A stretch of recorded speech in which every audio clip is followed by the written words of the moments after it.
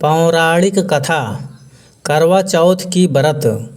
कई साल पहले एक शहर में साहूकार रहता था, जिसके 7 बेटे और एक बेटी थी।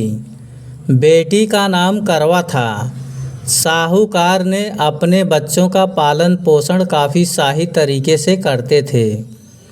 सभी भाई अपनी इकलौती बहन को बहुत मानते थे और उस पर अपनी जान छिड़कते थे। उन्होंने उसकी शादी एक अमीर साहूकार के साथ शाही तरीके से किया था। एक दिन करवा ससुराल से अपने मायके आई। सभी भाइयों ने उसका जोरदार स्वागत किया। उन्होंने पहले अपनी बहन को खाना खिलाया और फिर खुद खाया। इसके बाद सभी एक साथ बैठकर बचपन की यादें साझा करने लगे। इसी तरह कुछ दिन बीतते चले गए। एक दिन शाम को जब करवा के 7 भाई अपने काम से घर लौटे तो उन्होंने देखा कि उनकी बहन काफ़ी उदास होकर बाहर बैठी थी। अपनी बहन करवा को उदास देखकर सभी भाई चिंतित हो गए। वे सभी भाई तुरंत उसके पास गए और उदासी का कारण पूछने लगे। इस पर करवा ने बताया कि मैं अपने पति के लिए करवा चौथ का उपवास रखा है और चाँद के इंतज़ार में सुबह से ही भूखी प्यासी हूँ। जैसे ही चाँद निकलेगा उसे देखकर अपना उपवास तोड़ूंगी। यह सब बातें सुनकर भाइयों का मन और उदास हो गया। वे सभी भाई करवा के इस कष्ट को नहीं देख पाए, खासकर उसका सबसे छोटा भाई, जिसे करवा से सबसे अधिक प्रेम करता था। बहन को भूखा प्यासा देखकर सभी भाई कुछ ऐसा उपाय सोचने लगे जिससे वह अपनी बहन का कष्ट दूर कर सकें।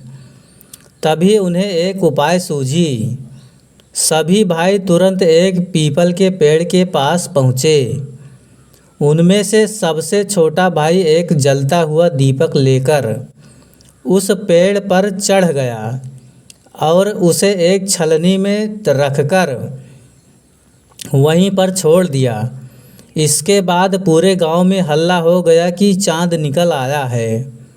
करवा भी उस जलते दीपक को चाँद समझ बैठी और जल्दी से पूजा करके अपना उपवास तोड़ने के लिए बैठ गई। जैसे ही उसने खाने का पहला कवर उठाया, उसकी नज़र भोजन में पड़े बाल पर पड़ गई। उसने तुरंत उस बाल को अपने प्लेट से निकालकर दूसरी तरफ रख दिया। इसके बाद उसने दूसरा कवर अपने मुंह में डाला। तभी उसके दांतों में एक कंकड़ फंस गया। उसने झटपट उस कंकड़ को प्लेट से हटा दिया। इसके बाद उसने तीसरा कवर अपने मुंह में रखा कि तभी उसे एक बुरी खबर मिली कि करवा के पति की मृत्यु हो गई। यह सुनते ही करवा पूरी तरह से टूट गई और ज़ोर ज़ोर से रोने लगी। कुछ समय बीतने के बाद उसे अपने पति की मृत्यु की सच्चाई का पता चला कि उसके भाइयों के कारण उसने दीपक को चाँद समझ लिया था और अपना उपवास खत्म किया था। इस वजह से देवता नाराज़ हो गए हैं और उसके पति को मृत्यु दंड की सज़ा सुनाई। सच्चाई का पता चलने के बाद करवा ने अपने पति का अंतिम संस्कार नहीं करने का प्रण लिया। देखते देखते 1 साल बीत गए। करवा अपने पति के मृत शरीर के पास ही बैठी रही। वह रोज़ाना अपने पति के शव को साफ करती थी और वहाँ उगने वाली घासों को भी सफाई करती थी। 1 साल के बाद फिर से करवा चौथ का पर्व आया। हमेशा की तरह सभी महिलाएं इस व्रत को करने के लिए एक साथ जुटी। इसमें करवा की 7 भाभी भी मौजूद थी। शाम के समय पूजा समाप्त करने के बाद जब करवा की सभी भाभी उसके पास पहुंची तो उन्होंने करवा को आशीर्वाद मांगने को कहा। इस पर करवा ने सभी से एक एक करके अपने पति को जीवित करने का वरदान मांगा। करवा की यह मांग उसकी भाभी पूरी नहीं कर सकती थी। उन्होंने करवा को समझाया भी था, लेकिन करवा नहीं मानी थी।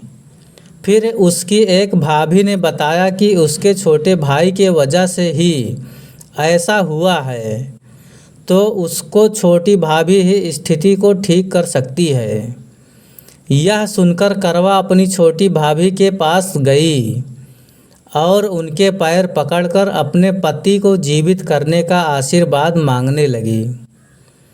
पहले तो उसकी छोटी भाभी ने टाला, लेकिन अंत में उसकी छोटी भाभी ने अपनी तर्जनी उंगली को काटकर उसमें से अमृत की एक बूंद करवा के मृत पति के ऊपर डाल दी। जैसे ही अमृत की बूंद उसके ऊपर गिरी, वह जिंदा हो गया और जय श्री गणेश के नारे लगाने पड़े। इस घटना के बाद ऐसी मान्यता है कि करवा चौथ का व्रत करने से गौरी शंकर खुश होते हैं और महिलाओं के सुहाग की रक्षा का वरदान देते हैं। इस कहानी से सीख मिलती है कि इंसान को हमेशा सच्ची भक्ति से पूजा पाठ करनी चाहिए। अगर इसमें किसी प्रकार की कमी रहती है तो उसके बुरे परिणाम भुगतने पड़ सकते हैं। दोस्तों, वीडियो पसंद आया हो तो चैनल पर सब्सक्राइब ज़रूर करें। मिलते हैं अगले वीडियो में, तब तक के लिए धन्यवाद।